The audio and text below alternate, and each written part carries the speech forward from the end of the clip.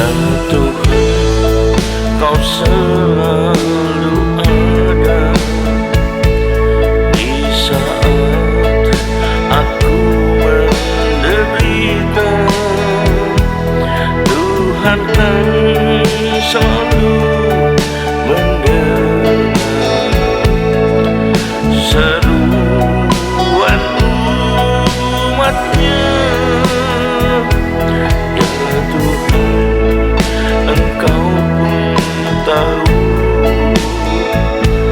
duka nestapa di hatiku saat takut meliputiku. Kau yang menguatkanku, Kau tunjukkan jalanmu dan menuntun tiap langkahku. Engkau tak pernah tinggalkanku, selalu menyertaiku. Ku mau naikkan syukurku dan selalu menyembahmu, karena Kau yang Maha Mulia, sekarang dan selamanya.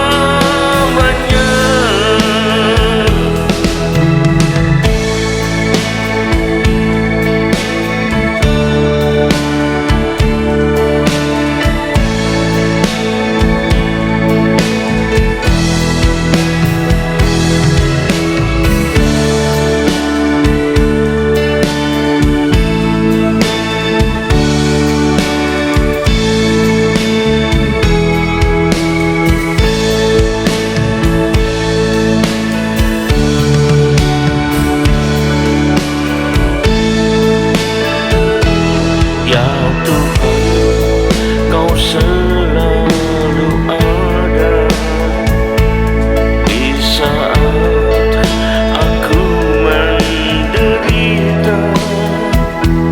Tuhan kan selalu mendengar seruan umatnya. Ya Tuhan, Engkau pun tahu duka nestapa di hatiku saat takut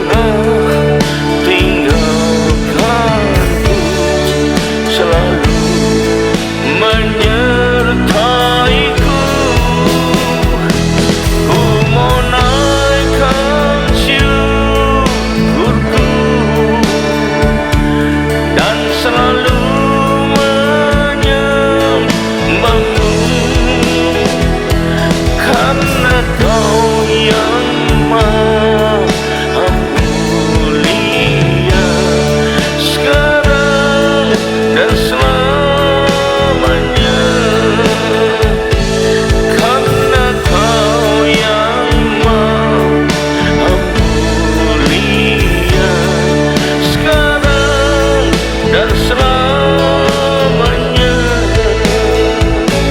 karena Kau yang Maha Mulia, sekarang dan selamanya.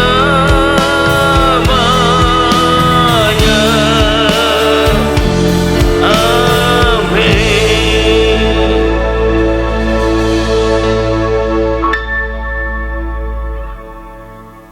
Shalom, selamat berjumpa kembali saudara dikasihi Tuhan. Mari kita persiapkan diri kita untuk segera menerima firman Tuhan. Sebelumnya marilah kita berdoa. Terima kasih Tuhan, kami umat-Mu siap menyambut firman-Mu. Urapilah kami semua dan urapi hamba-Mu yang akan menyampaikan firman ini, agar firman ini tak kembali dengan sia-sia, melainkan tumbuh dalam hidup kami dan menghasilkan buah yang baik dan berlipat ganda sampai 30 kali, 60 kali, bahkan 100 kali ganda.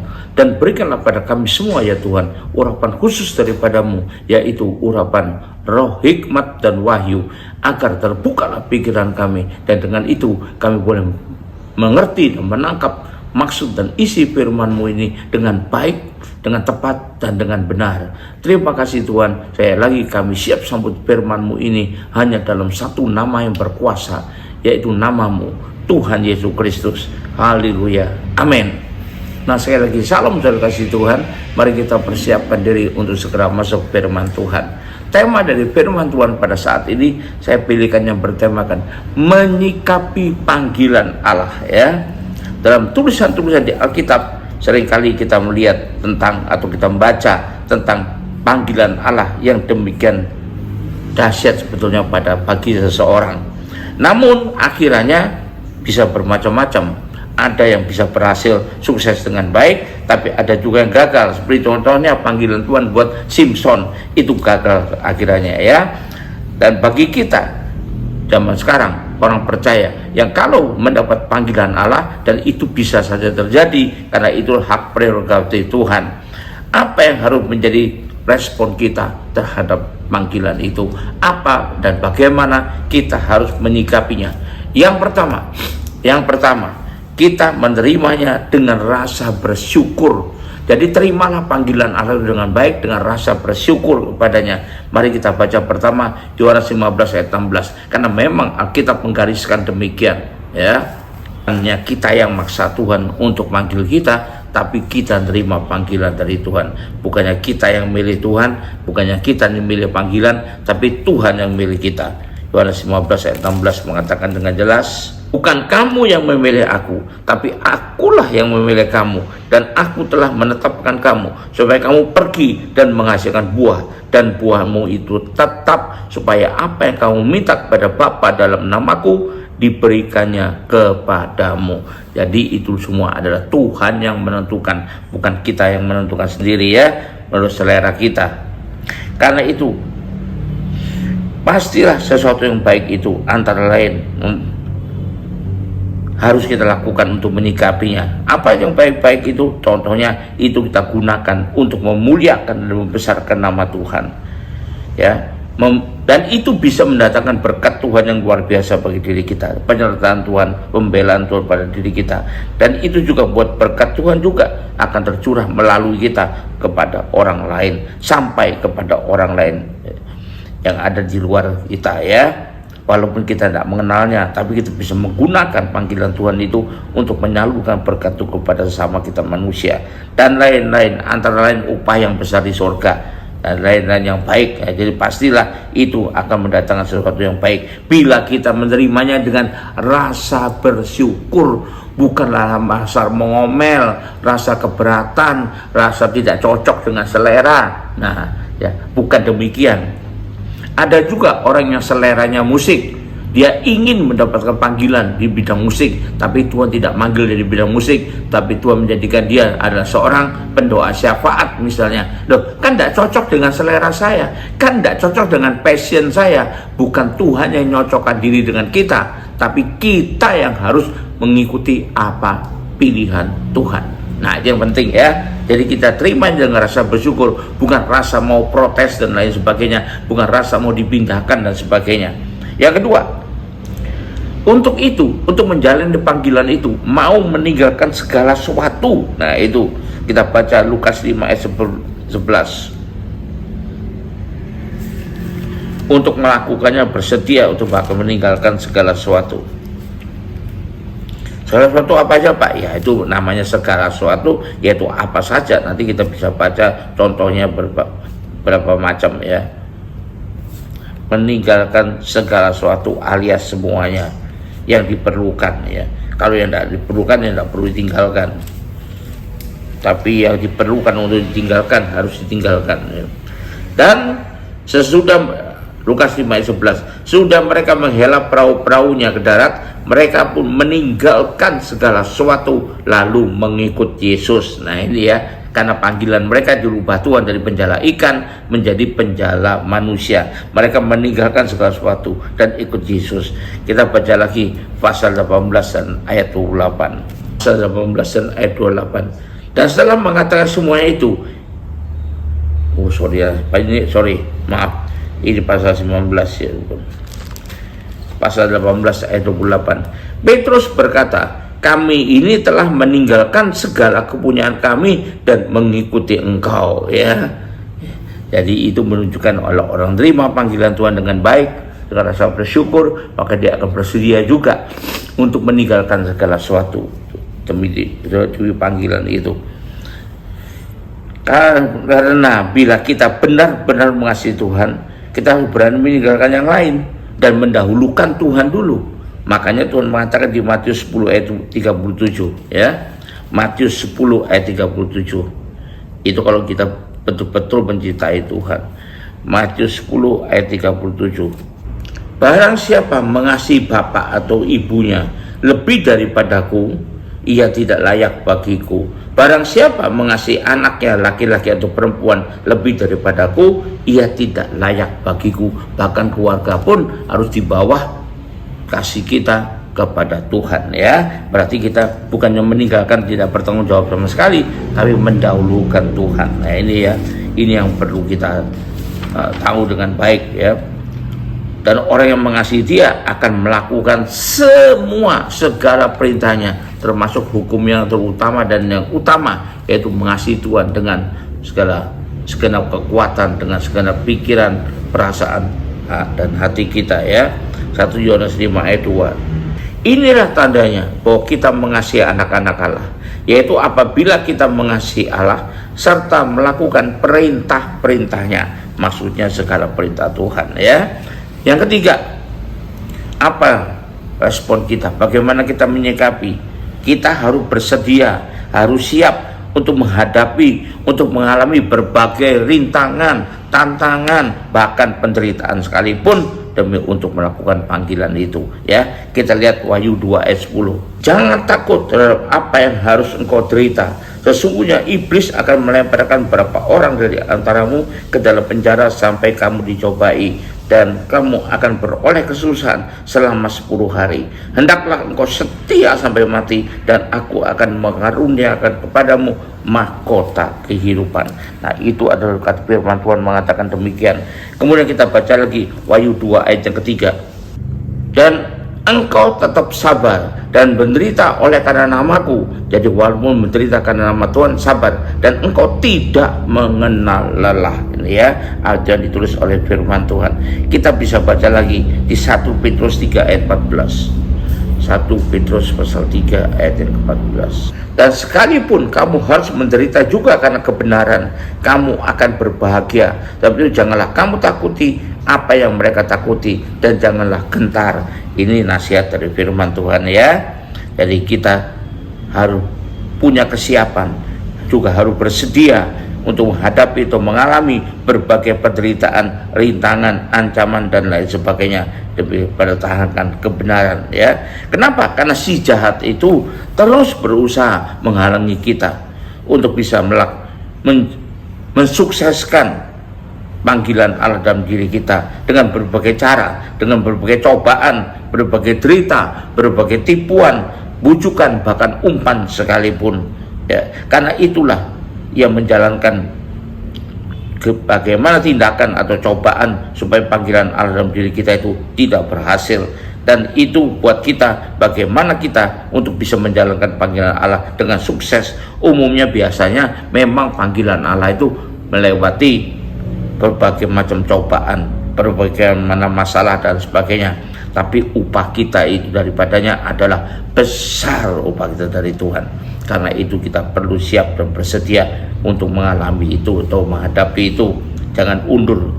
Yang terakhir, bagaimana kita menyikapinya? Dengan punya kemauan untuk tetap bertahan sampai akhir, tidak mundur atau tidak menyerah, bertahan sampai akhir. Benar kita baca di Wahyu 2 ayat 10 tadi ya. Kita baca lagi di 1 Timotius 3 ayat 11. Kiranya Dia, Allah dan Bapa kita, dan Yesus Tuhan kita membukakan kami jalan kepadamu. Nah, Tuhan tetap akan campur tangan ya. Kita baca di 2 Korintus 6 ayat 4. Sebaliknya, dalam segala hal kami menunjukkan bahwa kami adalah pelayan Allah, yaitu dalam menahan dengan penuh kesabaran dalam penderitaan, kesesakan, dan kesukaran. Nah, itu adalah bagaimana kita menyikapinya. Agar apa? Agar si jahat tidak merasa menang lalu kemudian bersukacita. Justru kita yang harus selalu waspada dan berjaga-jaga terhadap upaya-upaya si jahat itu. Seperti dikatakan 1 Petrus 5 ayat 8, berwaspadalah, berjagalah, karena iblis musuh kita itu berkeliling seperti singa yang meraung-raung ya, untuk mencari mangsanya. Dan tahulah bahwa pada saatnya Allah akan menyatakan pembelaannya kepada kita. Karena itu jangan kita terlalu memikirkan itu saja. Kesimpulannya apa jadi yang mau saya sampaikan? Jadi itulah sikap kita yang harus kita miliki kalau kita mendapatkan panggilan Allah ya. Tapi bukan juga panggilan Allah belum sampai kita merasa-rasa diri sendiri keluar-keluarkan di mana-mana bahwa kita dapat panggilan Allah. Itu bukan panggilan Allah namanya. Itu bukan Tuhan yang milik kita, tapi kita milik diri kita sendiri. Jangan sampai kita lakukan. Haleluya, puji Tuhan. Mari kita akhiri ibadah ini dengan terima berkat dari Tuhan. Angkat dua tangan. Kembalilah ke aktivitas masing-masing dengan berkat yang terbaik dari Bapa di sorga, dengan kasih karunia dan damai sejahtera dari Tuhan kita Yesus Kristus, juga dengan persekutuan, pertolongan, penghiburan, kekuatan, dan terutama urapan yang penuh dari Roh Kudus yang menyertai kita mulai saat ini sampai sepanjang tahun ini, sampai Tuhan Yesus datang kembali. Maranatha. Haleluya. Amin. Tuhan berkati. Sampai jumpa.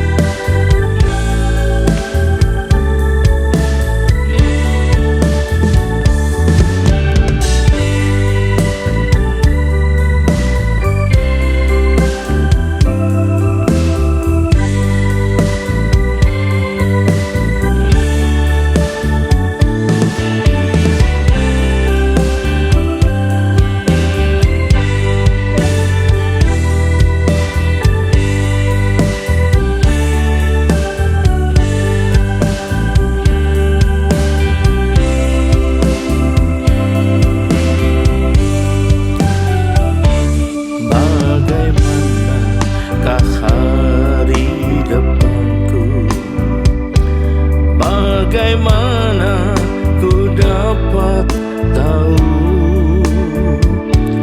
Ku inginkan yang baik dan cemerlang, tapi mampukah ku meraihnya? Ku tak mau hidupku kelam dan penuh dengan persoalan. Kemanakah ku harus berpegang selain padamu Tuhan? Sebab Kau yang membentuk hari depan, juga yang menetapkannya.